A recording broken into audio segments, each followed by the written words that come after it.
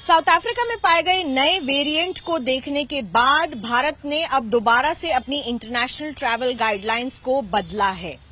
पहले फरवरी 2021 में 3 देशों को भारत ने ट्रैवल वॉच लिस्ट में रखा था, यानी कि इन देशों से आने वाले लोगों को 72 आवर्स पहले कोविड टेस्ट करना होगा आरटीपीसीआर का, और फिर ही फ्लाइट लेनी होगी। भारत में लैंड करने के बाद भी इनको दोबारा से टेस्ट करने की बात की गई थी। ये देश थे यूनाइटेड किंगडम, यूरोप के सारे देश और मिडिल ईस्ट। अब इस लिस्ट में और भी कंट्रीज भारत ने ऐड कर दी हैं। फिलहाल अगर आप इनमें से किसी भी देश से हैं तो अब आपको भी 72 आवर्स फ्लाइट लेने से पहले आरटीपीसीआर नेगेटिव टेस्ट रिपोर्ट देनी होगी, और उसके बाद भारत आने के बाद आपको किसी भी अंतर्राष्ट्रीय एयरपोर्ट पर अपना स्वैब सैंपल देना होगा जीनोम सीक्वेंसिंग के लिए। ये कंट्रीज हैं south Africa, Bangladesh, Botswana, China, Mauritius, New Zealand और जिम्बाब्वे।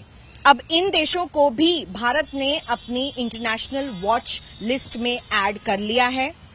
अगस्त 31 को एक लेटर जारी हुआ था स्वास्थ्य मंत्रालय के द्वारा कि भारत के हर अंतर्राष्ट्रीय एयरपोर्ट पर ये जरूर ध्यान रखा जाए कि यहां से आने वाले पैसेंजर्स का नेगेटिव आरटीपीसीआर रिपोर्ट होना चाहिए, और भारत में लैंड करने के बाद भी इनका एक और बार टेस्ट होना चाहिए, और उसके बाद रिक्वायर्ड प्रोटोकॉल्स फॉलो होने चाहिए। इस वक्त भारत पूरी तरीके से देख रहा है कि SARS-CoV-2 यानी कि कोरोना वायरस 2 के जो वेरिएंट्स हैं वो ग्लोबली विश्व भर में फैल रहे हैं। C12 नामक या MU नामक वेरिएंट साउथ अफ्रीका में देखा गया है और कुछ अन्य देशों में भी देखा जा रहा है।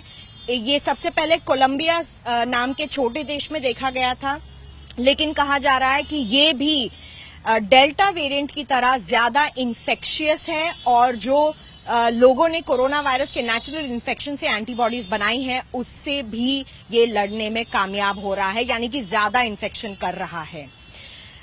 यूनियन हेल्थ मिनिस्ट्री से सवाल पूछे जाने पर कि भारत की क्या रणनीति रहेगी इस वेरिएंट को ट्रैक करने के लिए, क्योंकि भारत भी अब जीनोम सीक्वेंसिंग कर रहा है और बड़ी तादाद में सैंपल्स कलेक्ट किए जाते हैं इंटरनेशनल पैसेंजर्स के लिए, इसीलिए इन देशों को अब भारत की इंटरनेशनल ट्रैवल गाइडलाइंस लिस्ट में डाला गया है। अश्विनी हेलन के साथ मैं मिलन शर्मा, दुनिया तक।